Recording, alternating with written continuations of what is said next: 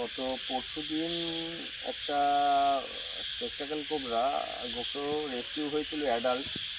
তো সাপটি সামহাও একটু ইঞ্জুরি রয়েছে মনে হচ্ছে ইন্টারনালি, কারণ সাপটি ডিম পাড়ার পরে চেহারা দেখে যা মনে হয়েছে যে সাপটি ডিম ছেড়ে খাবারের খোঁজে বেরিয়েছিল, কিন্তু সাপটি যখন ধরা পড়ে তারপরে যেটুকুনি টাচ করে ফিল করতে পারি তাতে সাপটি পুরোপুরিভাবে ডিমগুলিকে ঠিকভাবে কমপ্লিট দিতে পারেনি। কিছু কিছু ডিম হয়তো ওর শরীরের মধ্যে এখনও রয়ে গেছে অপুষ্টভাবে, তো যার জন্য এটাকে বেশি ডিস্টার্ব না করে তো ছেড়ে দিতে চাইব। সাপটি খুবই রুগ্ন অসহায় মনে হচ্ছে দেখে। এখন সাপটিকে ছেড়ে দেওয়ারই পালা। চুপচাপ বসে রয়েছে সাপটি, এত বড় সাপ কিন্তু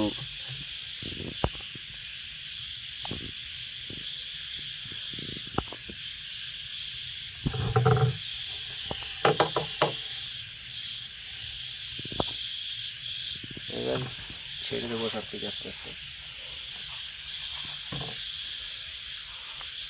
ফিমেল স্পেকটাকেল, টেম্পারমেন্ট রয়েছে সবই, সাপটি খুবই উইক।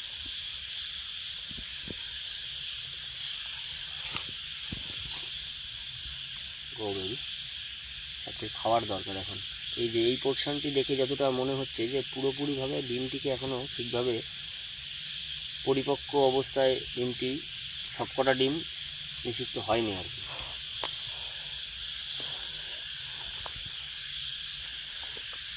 কোন জায়গা খুঁজে বেড়াচ্ছে, আচ্ছা কোন দিক দিয়ে যায় ওর মতো যেতে দিয়ে ওকে বেশি ডিস্টার্ব করা যাবে না।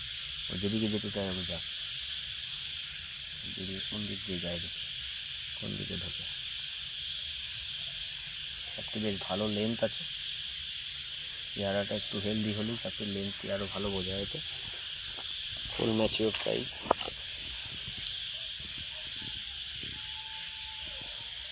নাজা নাজা, এবং সাপটির বডিটা অনেকটা বাই কালার, মাথার দিকটা একটু হলদে হলদে ভাব এবং বডির লাস্ট পার্টটা একটু ব্ল্যাকিশ ব্রাউন। সুন্দরভাবে নিজেকে আত্মগোপন করে নেওয়ার চেষ্টা।